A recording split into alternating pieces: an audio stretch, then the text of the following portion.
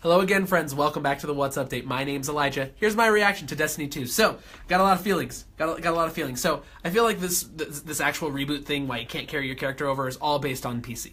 I know that's the entire foundation of that. So, I want to call BS. I know that they want to start fresh and, it's a new console generation. I get that. But we were promised something before that was like, hey, you're gonna have all this building world, and we're gonna take you through. And I know they had to put out a game.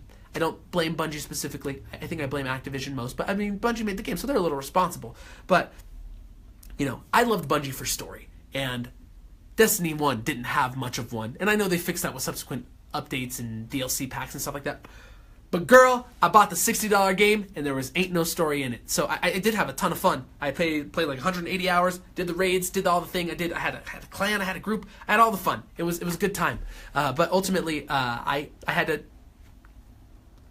Actually, the game was affecting my life in a way that I was like, every Tuesday I have to get on and do my nightfalls and I had to trade the game in because I was like, nah, this is taking over my life too much. But also, the gameplay loop was so repetitive, and the fun I was having was from my friends, not from the game they built, not from what they had designed specifically. So I got bored of it, and I know they added a lot of things subsequently, and a lot of people love it now.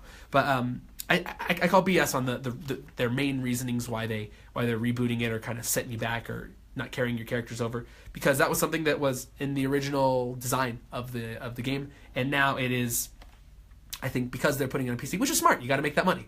They're putting it on PC, and I think that's why the hard reboot's happening. Characters aren't carrying over, or items and other things like that.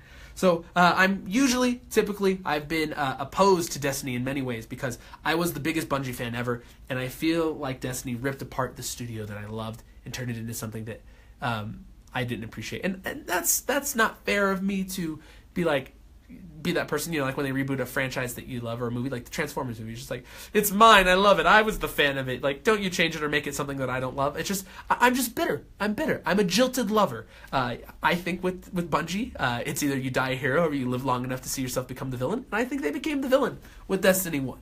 But I still am. I want to give the game a chance, and maybe this is hypocritical of me. It has the hypocrisy in it, but I'll probably buy Destiny 2, mainly to hopefully play with some of those people I played with before. I know they've long moved on, and they have their own guild. They're still doing all their stuff together, but I want to give it another try. Playing that game with friends was definitely a ton of fun, and they've done a lot of things in this trailer to make me think that this is probably what their original vision was. And this happens with a ton of games. The first Assassin's Creed, immensely improved upon by the second Assassin's Creed. Watch Dogs, they promised all this stuff, and then the second one actually delivers on a lot of those promises. Mass Effect 1. They made the game that I love Mass Effect 1, but Mass Effect 2 is the better game. So them getting a second crack at this, tightening it up, knowing what they're doing now, it's going to be a better game. You can already tell from a lot of the videos that they put out today. And they had this big reveal event today. And it was really cool. Them showing the civilization building underneath the Traveler and it respawning people with the ghosts and all the things happening with the CG and the build of this character here, the guy from The Wire, Lieutenant, the lieutenant there. I like that. That was a cool scene. And that's clearly marketing material. So they made that either just for this reveal or it's going to be a part of the commercials going forward. So I really liked that. They said they have three main things they want to do. So one, they wanted to have a world that pulls you in. Well, good, because the first one did not do a great job of that. And he even said a line about having a great story. And I audibly laughed out loud. I was like, ha!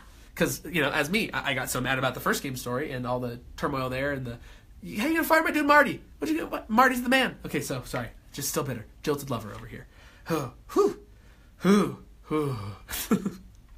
So, them having this dedication to story. And I respect them for hearing the loudest criticisms and fixing that on the fly through the updates, but then also really rededicating themselves to that in the new game. It seems like story is a huge focus, and just the way that they had characters there with you, helping you out, other of the Guardians, other of the Vanguard there, alongside you in the missions. That was really cool. I'm in on that. I want that. That's what I wanted from the first one. They said there's going to be lots of things to do. That's great. Good. You're an open world-ish RPG discovery first-person shoot. You're a unique game. You're Borderlands with really interesting multiplayer, basically.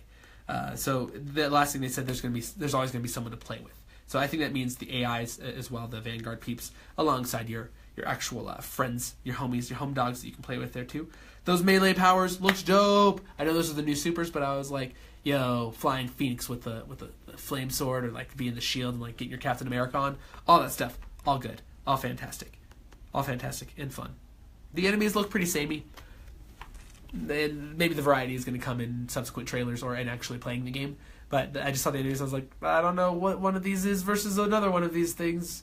And I know they're going to have different names. They'll probably have different weapons. But they just, I don't know. I think if you were a group of space turtles from Mars, you'd probably have some unique armor. You'd have some personality to you. Like one would have like the skull of a defeated thing on his shoulder. One would have like longer headdress, or just it's a video game. You've got all the processing power in the universe. Like let's get some diversity in the enemies, just for some creativity's sake. Why not that? How about that, guys? Let's do that.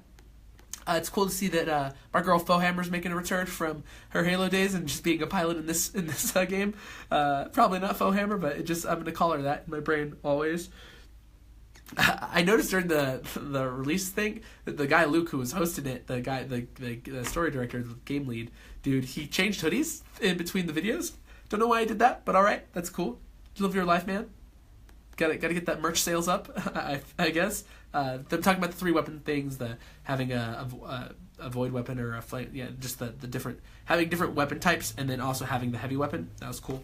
Down with that, how they were showing the slots there. That was pretty cool. The sizzle reels were fun, showing the new world, showing a lot of the gameplay, the cinematics, and all that stuff. Them talking about the new side quests, them having like lost kind of like tomb things where you're like kind of like going into an area you don't know, or like having like fetch quests for like the AI there and meeting new people within the world. That seemed cool. They just showed a lot of good stuff. This is going to be a lot of goodwill they're going to get from this.